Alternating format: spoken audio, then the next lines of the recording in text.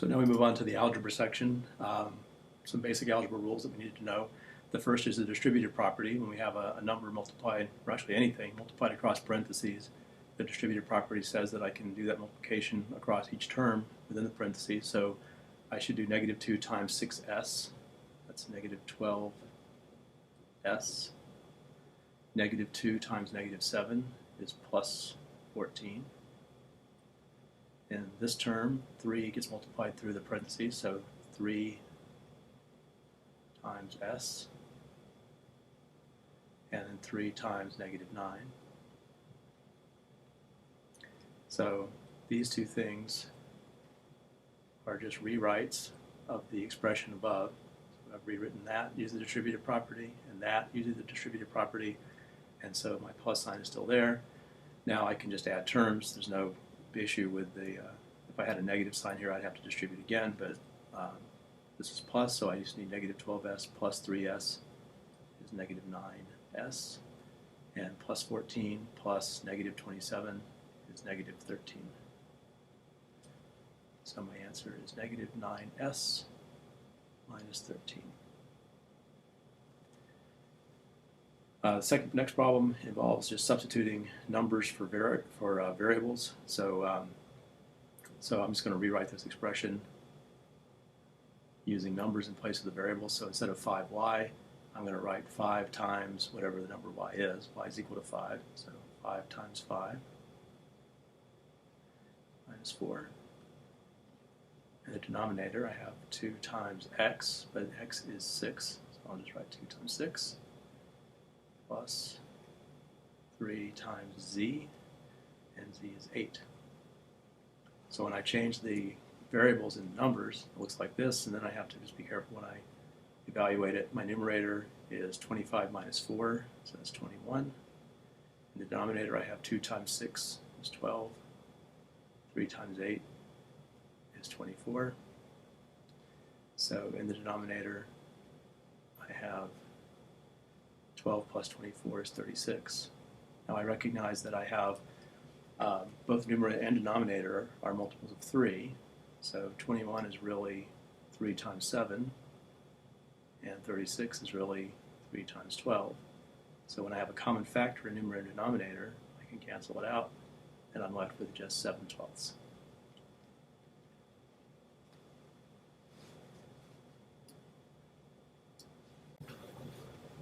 The next problem is just about collecting like terms. So I want to look across and find all of my terms that have the same power of the variable, and I can combine those. So for example, here's a w to the 5th term, here's another w to the 5th term, so those can be combined. Negative 11 of them plus 3 of them gives me negative 8 of those terms. I have a w to the 4th term here, a w to the 4th term here, negative 1 of these, negative 9 of these, gives me negative 10 of those terms. Here I have a w term, and there is no w term here. So I have 11w just by itself. And then finally, here's a constant term. In other words, there's no w's there. Here's a constant term, no w's there. So I should be able to combine those. Negative 9 plus negative 3 is negative 12. So this will be my simplified expression. The problem below, we have an equation to solve. It has a fraction in it. You'll find out that I prefer writing this as a number times a variable equals a number. The reason that I like to do that is because then it's very easy to use the rule multiply on both sides by the reciprocal of this value. So 1/2 is the coefficient in front of the variable, multiply both sides by the reciprocal of 1/2. Reciprocal of 1/2 is 2. So I multiply on both sides by the reciprocal of 2. Obviously, multiplying on both sides of the equation does not change the equation. It's the same equation. But now 2 times 1/2 is 1. So on the left side, I just have n. And on the right side, I have whatever 2 times 11 is, so 22. Notice that it's easy to check. I can go back to my original equation, and I can just ask myself, is it true that 22 over 2 equals 11? And it's very easy to check. Yes, that is true.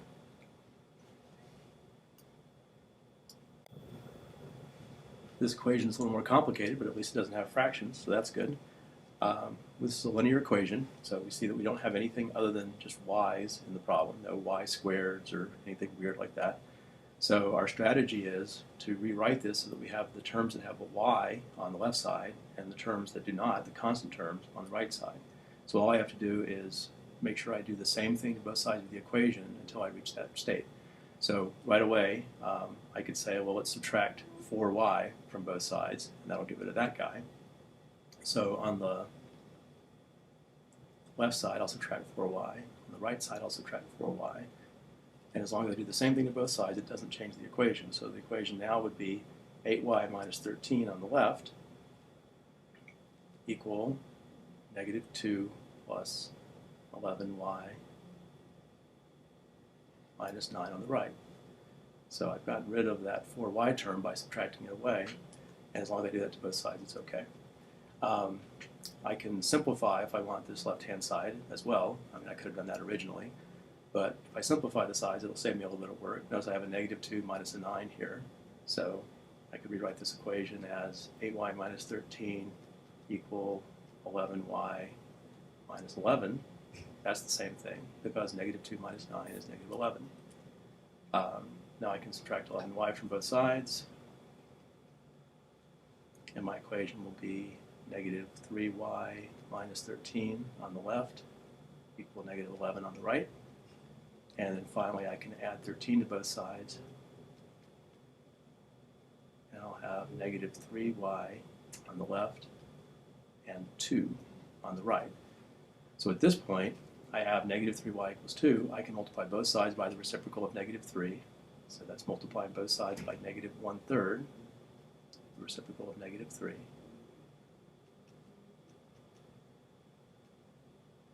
And I end up with y equal negative 2/3.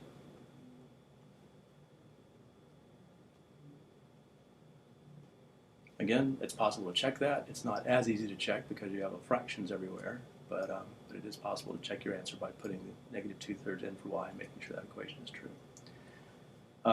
13 is a little bit of an odd question because it basically wants to emphasize that this can't be simplified because the only way we can simplify a fraction is if we can find a common factor in the numerator and denominator, and if there is a common factor in the numerator and denominator, we can cancel it out.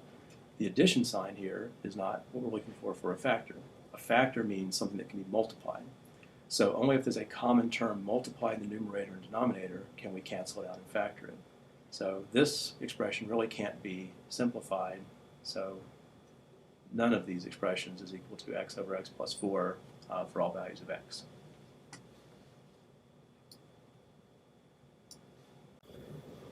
This multiplication problem is just another exercise in distributive property, but we have to be patient because there's a lot of things to distribute here. Basically, when we have a multinomial, in other words, something that has more than one term times another multinomial, what we really want to do is take each term in this multinomial multiplied by each term in this multinomial. So we'll do each of these times each of those. So for example, I can multiply the 4x through these parentheses. 4x times x squared is 4x cubed. 4x times negative 8x is negative 32x squared. 4x times minus 3 is minus 12x. So that's what I would get if I distribute this 4x across this longer expression. Now similarly, I have to distribute this 7 across this longer expression. So 7 times x squared is 7x squared. 7 times negative 8x is negative 56x. And 7 times negative 3 is negative 21. So I've distributed the 4x across, I've distributed the 7 across, and then I want to accumulate all the terms. And so here I look for like terms again. There is no other x cubed term, so 4x cubed is the only x cubed term. I see a negative 32x squared and a positive 7x squared. So if I combine those, I'll have negative 25x squared. I have a negative 12x and a negative 56x. So I can combine those to be negative 68x. And then finally I have a negative 21, and that's the only constant term, so minus 21. So this is not a fraction, this is just running out of room. But that'll be my final answer. And then finally, we have another question about simplifying an expression. And the key here is to not be freaked out by the algebra. We just do the same thing we were doing before. We identify that we're trying to add things. There's a fraction involved, so we need a common denominator. This guy doesn't have a denominator, so really its denominator is 1. So in order to have a common denominator, I would want to multiply top and bottom of this first term by 5. If I do that, 6x over 1 is really the same thing as 30x over 5. That's what I get by multiplying top and bottom by 5. So this expression, instead of 6x plus 4x over 5, I can rewrite it as 30x over 5 plus 4x over 5. And so if I add 30x over 5 plus 4x over 5, I should get 34x over 5.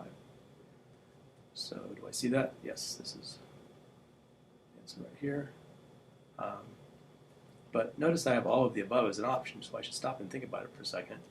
Actually, 34x over 5 really is the same thing as 34/5 x. Right? This is really multiplication. 34 over 5 times x over 1 really would be 34x over 5. So actually this one's okay too. And so if those both are okay, then probably this one's also okay. If you check out on your calculator 34/5 or just do the division yourself, you'll find out that 34/5 is really 6.8. So 34/5 x and 6.8x are the same thing. So in fact, this guy is all of the above.